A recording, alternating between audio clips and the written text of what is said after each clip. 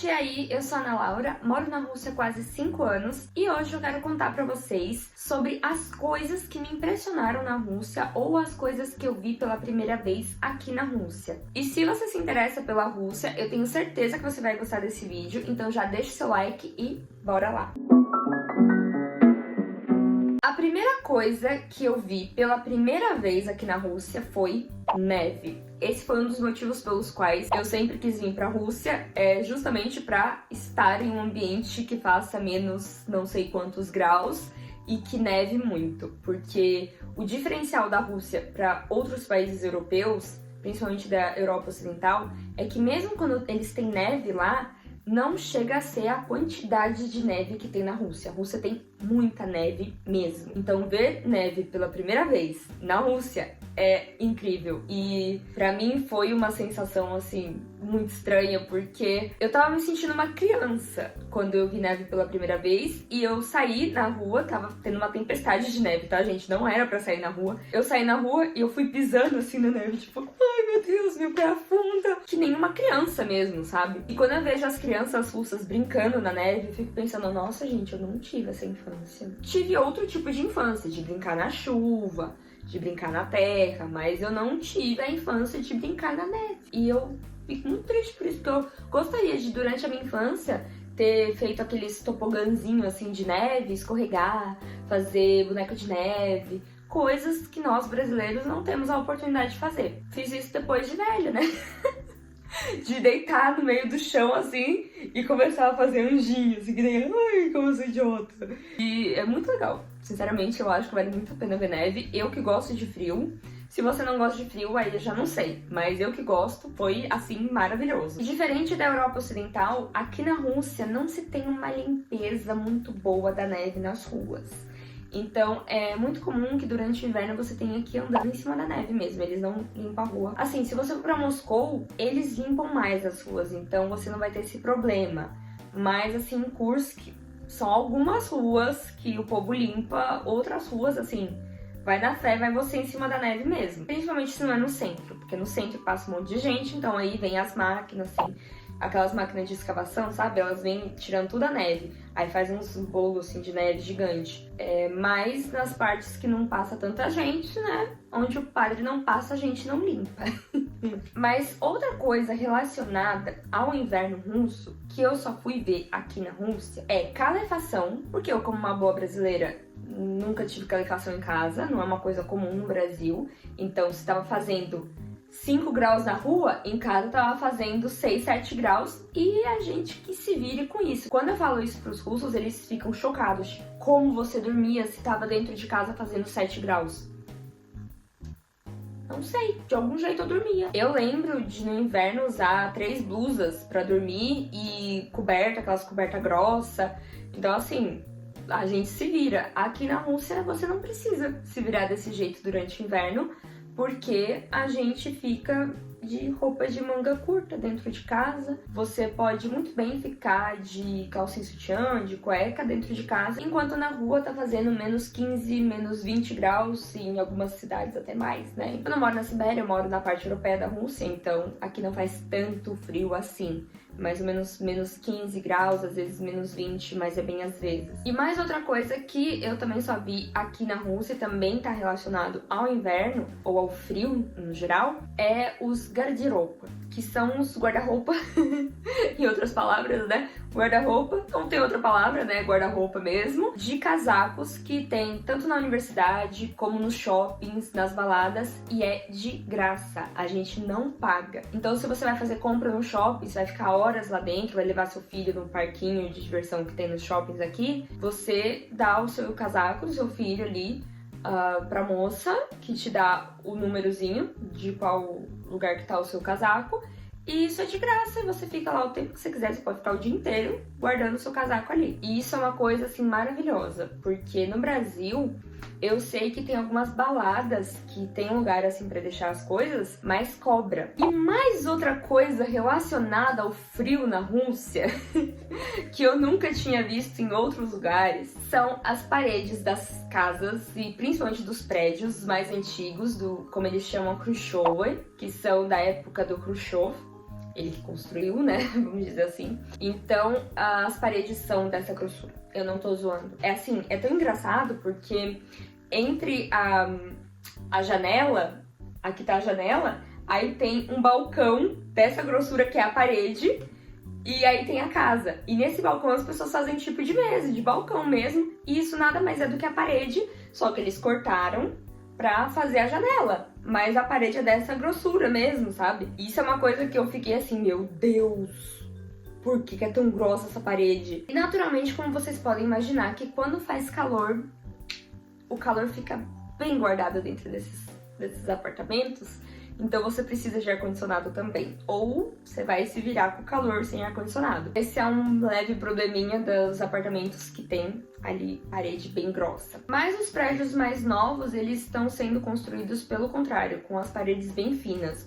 Mais para economizar material, para ficar mais barato e é isso. E pra você que acha que o fato da Rússia ter um inverno muito rigoroso só influencia nessas coisas que eu acabei de falar, você pode ficar espantado, porque tem mais coisa que é influenciada pelo frio na Rússia, que no caso são as passagens de rua, na rua, né, por baixo da rua. Então, por exemplo, tem ali a avenida, tá passando os carros, e em vez de eles colocarem uma faixa de pedestre normal, assim, para as pessoas atravessarem, eles fazem um túnel por baixo da rua para as pessoas atravessarem por baixo da rua. Isso é muito comum na Rússia, principalmente em cidades grandes como Moscou, porque Moscou tem avenidas gigantescas, assim, de largas. E também tem uma questão muito séria com o trânsito. Então, em vez de eles colocarem as pessoas ali para atrasar ainda mais o trânsito com uma faixa ali para as pessoas atravessarem, eles fazem um túnel por baixo.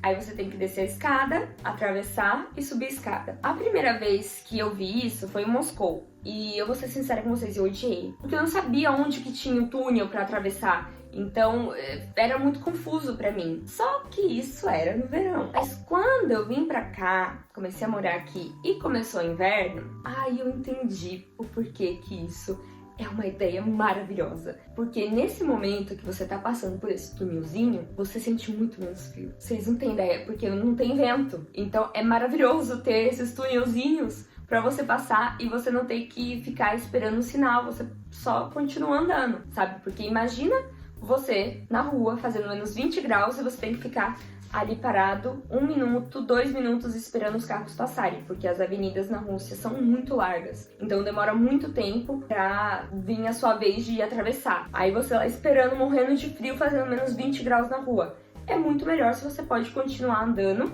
e ainda passar por um túnelzinho que te protege um pouquinho ali do frio, do vento. Então é uma ideia maravilhosa que eu não me lembro de ter visto no Brasil, mas vocês me digam aí nos comentários se onde vocês moram, ou se algum lugar que vocês já foram no Brasil também tem essas passagens subterrâneas, ao invés de atravessar por cima normal. Mas agora vamos falar das coisas que me impressionaram na Rússia, que não são relacionadas com o frio, com esse estereótipo da Rússia congelada. Primeiramente, o fato de nos ônibus não ter catraca. Ah, mas eu morei na Espanha, lá os ônibus também não tinham catraca. Tá, mas como que funcionava na Espanha? A gente entrava pela primeira porta, pagava pro mesmo cara que conduz, ou seja, pro motorista, e entrava. Naturalmente, isso ocasionava uma fila gigantesca quando tinha um monte de gente querendo entrar, o que fazia o ônibus demorar mais.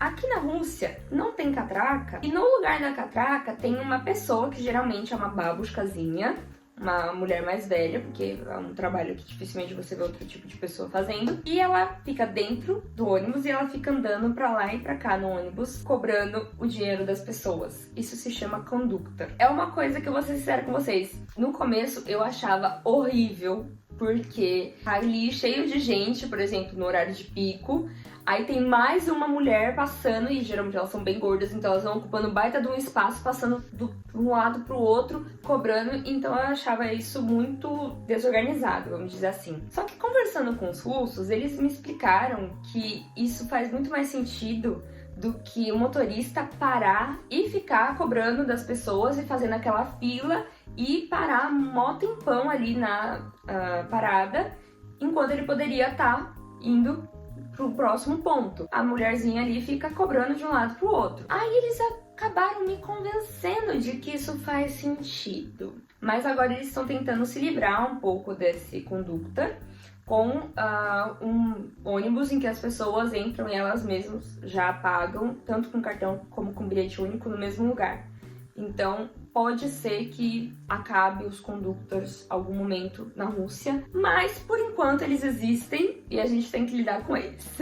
E outra coisa que eu só vi aqui na Rússia e que eu fiquei muito impressionada, muito maravilhada e que eu amo muito, são os trens que você pode dormir, ou seja, que você tem uma cama. Geralmente é ou Platskart, que é quando é 6 pessoas num cubozinho só e não tem divisão nenhuma, ou coupé, que são só 4 camas e tem ali uma portinha para dividir das outras cabines. Aí você pode dormir no trem, e isso é a coisa mais maravilhosa do mundo. Eu nunca vi isso no Brasil, eu nunca vi isso na Europa. Pode ser que tenha, mas aqui na Rússia isso faz muito sentido, porque como é um país gigante, tem viagens de trem que podem durar mais de 2, 3 dias. Então, por exemplo, quando eu fui daqui de Kursk até São Petersburgo, eu fiquei 13 horas no trem. Então, você poder dormir, poder se esticar ali, é simplesmente maravilhoso. E não é uma coisa fora do comum de caro. Claro que é um pouquinho mais caro do que se você pagar para ir sentado, só que convenhamos, ninguém paga para ir sentado 13 horas ou 2 dias, porque, né? É muito mais complicado, você vai chegar totalmente morto no lugar que você tá indo. E assim, eu acho que é uma confortável, mas eu tenho 1,58 m. Então, assim, eu consigo me esticar perfeitamente. Para os homens, principalmente, que tem ali seus 1,70 e pouco, 1,80. Aí eu acho que já deve ser um pouco mais complicado, porque vocês não conseguem se esticar, vocês ficam com os pezinhos de fora. Mas mesmo assim, eu acho que é muito melhor do que você ir sentado. Eu só sei que eu, particularmente, amo viajar de trem e amo viajar de trem deitada. É a melhor coisa que tem. E por último, mas não menos importante, o que me impressionou quando eu vim pra Rússia, não foi a primeira vez que eu vi isso, na Espanha também é assim, mas aqui na Rússia me impressionou porque não é um país de primeiro mundo, então eu não imaginava que fosse tão seguro. Porque na Rússia não existe porteiro. Eu vou ser sincera com vocês, eu nunca vi porteiro aqui na Rússia. Aqui no prédio onde eu moro, quando ele é um condomínio fechado, tem tipo um guardinha, mas que não faz absolutamente nada, e isso é uma coisa muito incomum aqui na Rússia. Muito incomum, porque as pessoas não precisam de porteiro, os prédios simplesmente não têm porteiro, e é uma coisa que eu acho incrível. Eu nunca entendi muito o porquê do porteiro, pra ser sincera com vocês, mas no Brasil eu acho que tem mais a ver com a questão de segurança, né? Mas aqui na Rússia, seja por segurança, seja por costume deles, não sei, mas eu imagino que seja por segurança, não tem porteiro, não tem segurança nos prédios. Pra mim, que cresceu em São Paulo, em prédio com porteiro, só morei em prédio com porteiro, todos os prédios têm porteiros, todos os prédios têm portão que separa, grade, assim, pra proteger de qualquer coisa. Então, você vir num lugar que tá só a porta, assim, aí você toca o interfone e fala com a pessoa abre a porta e você entra, tipo... Por que mais complicação? E isso é uma coisa que me impressiona, eu acho que qualquer brasileiro que vem pra Rússia, porque é uma diferença bem grande, assim, do Brasil. E quando a gente fala de casa térrea, nem todas têm muro. É bem comum que, na verdade, a maioria das casas, eu acho que na Rússia, principalmente as mais humildes, que não foram construídas agora, foram construídas faz muito tempo, não tem muro. Mas as casas mais caras, que são mais novas, que a pessoa acabou de construir, que aí eles fazem muro, mas aí um pouco mais compreensível que a pessoa tá fazendo muro, não tanto pela segurança, mas para ter ali um jardim próprio, para poder, sei lá, fazer a sua piscina, ter a sua privacidade, não tanto pela questão de segurança. Então você não vê aquelas coisas que a gente vê no Brasil em cima do muro, pedaço de garrafa de vidro colado, assim, para fazer a segurança da casa. Isso é o tipo de coisa que você não vê na Rússia. Pelo menos eu acho que é um baita de um ponto positivo de morar aqui. Mas é isso, me conta nos comentários qual dessas coisas aqui te impressionou mais e qual delas você achou mais positiva ou mais negativa. E é claro, se você gostou desse vídeo, deixa seu like e se inscreva no canal para sempre estar por dentro de todas as informações, as novidades sobre a Rússia, como é viver aqui. E é isso. Pacá, pacá.